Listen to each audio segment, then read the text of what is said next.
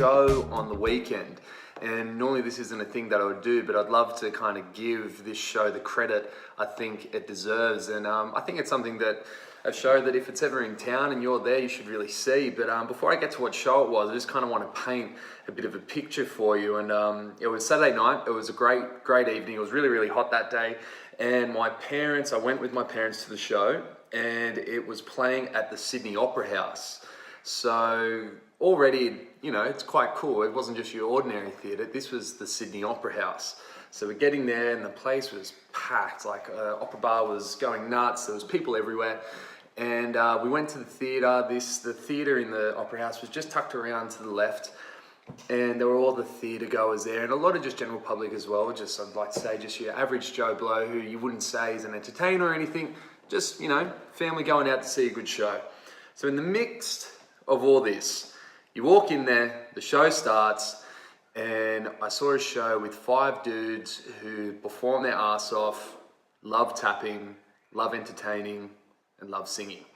I saw the Tap Pack. And I was familiar with the cast. I'd seen the guys around. I didn't actually know entirely who put it together. I knew who was involved with it. But I want to shout out to Jordan Pollard, Tom Egan, Nigel Turner-Carroll, and Jesse Rasmussen. Boys, that was one hell of a show. And I poured myself a little glass of scotch. Because that's one thing the show does make you want to do. It does make you want to have a drink. So, Cheers, boys. The show. If you haven't seen the Tap Pack, number one, go see it.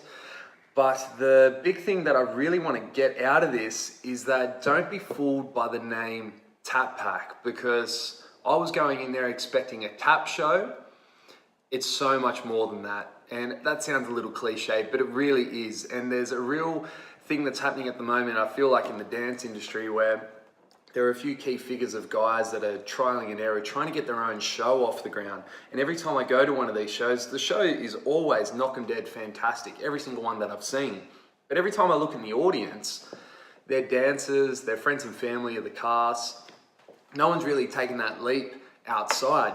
Now, I'd always been under this kind of understanding that, you know, here in the dance industry, we're really trying to figure out how to get the rest of Australia involved into it. And because the Tap Pack has been around for so long, I really hadn't looked into these guys enough, because I knew who they were. I knew they were all good blokes, and I'd see them at a few corporate gigs and a few kind of dance industry nights. But for some reason, I don't know why, I've never actually gone to the show. When I went into this show, I looked around and there was not one dancer in the audience. There was the general public, the people who were trying to crack to. That's what this show has managed to do. And there was a really nice thing that I saw before the show even started. The cast was out, the 5 guys were out, and they're out and they're shaking hands, they're saying hi to the audience. So before the show's even started, the audience now feels like they know these performers. They've seen them walk around, they're giving high five to the kids, they're chatting to some of the more elderly people in the crowd. They're making everyone feel special. And it was a really nice touch that before the show even started, everyone felt a little bit special.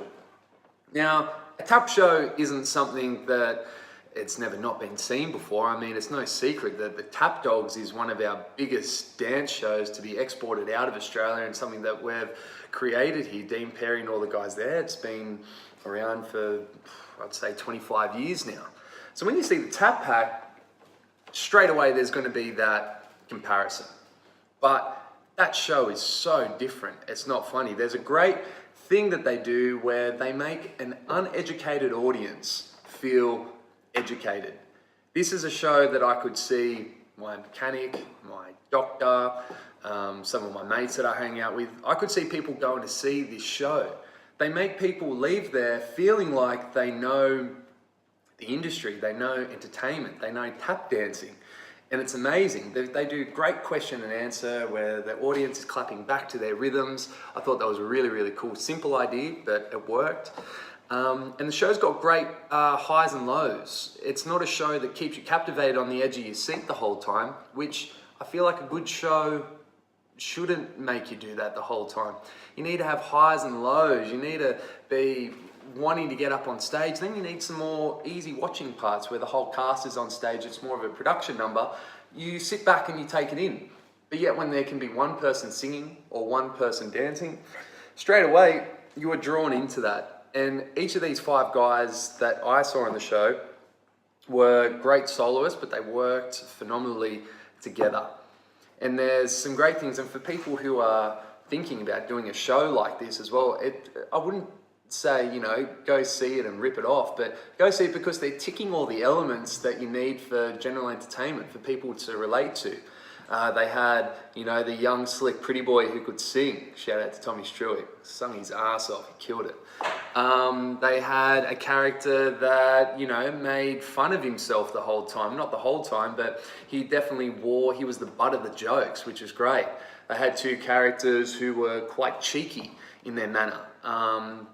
And all these things we can relate to. We can relate to all of these things. And then they had another gentleman in there that brought great experience to the show. And he was kind of like a silent leader. He was almost like a conductor of the show. Even though they all had the load quite evenly spread, it was just a great sense of maturity. The cast was just spot on. And I know that they've got a few floating around at the moment. But the one that was just in at the Opera House, that was such a great balance. So, yeah, honestly, cheers to these guys. It was such a good show. And I grew up with a father who loved his tap, and also my mum who loves the tap as well, but they're very passionate tappers. And they went out of there not talking about the tap because there was just so many other elements happening. I mean, after we discussed all the other elements of this show, then they said, oh, and by the way, the tapping was just next level. But they're so good at everything else. Sometimes you actually forget how good the tapping is because they're great singers, they're great actors. All the way throughout the show, they broke down the wall. And I said this at the start of this little piece, but they broke down the wall from on stage to audience. And it's something that, you know, is very hard to do in musicals and these dance shows because, you know, you're on stage. It's kind of like we're performing for you. So there's kind of like this thing where you get put above the audience because, you know, they're there to see you. These guys, it was like, we're there to see you because you're my best mate and we want to hang out and have a drink and, you know, you're going to tell a few funny jokes and you're going to be entertaining. Straight away from the get-go, we were on their level. And as the show went on, they told some great personal stories about themselves. And they worked that into the script really well, so it tied back into the show. It was just such a well-balanced show between entertainment, comedy, monologues, and straight tapping. But yeah, do not be fooled by what this show is called, by the Tap Pack. Yes, it is inspired by, you know, the golden era of entertainment with the Rat Pack, Sammy Davis Jr., Frank Sinatra, all those guys. Obviously, there is a really, really strong influence from that show, but boy, these boys offer so much more than what the name might suggest. So next time the Tap Pack is in town, I know there's a lot of dancers that sometimes would think that they know what that show's about. If you haven't seen the show, support this show because the rest of Australia is, and I feel like there's a lot of entertainers out there that haven't seen it. So cheers, boys, to the creators of that show, everyone in the cast. You're extremely good at your craft, and I look forward to seeing the next season of the Tap Pack. Cheers, gents.